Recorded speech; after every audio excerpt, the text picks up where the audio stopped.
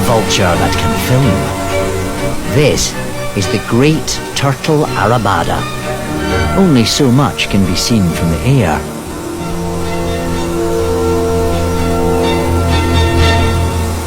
Spy turtle is here as our eyes on the ground. Turtles lay above the high water mark, so first our spy must climb the beach. Spy turtle is soon in prime position. Her flippers become scoops, tools to dig a nest. Now, the moment she came for. Each egg is carefully placed. She must bury them quickly. They're what the vultures were waiting for. As things hot up, Spy Turtle needs backup. A clutch of hidden cameras.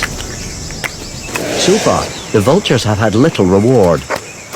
That's about to change. Eggs of previous visitors are batted away like ping pong balls.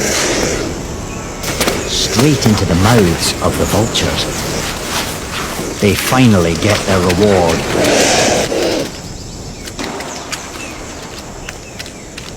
But all is not lost.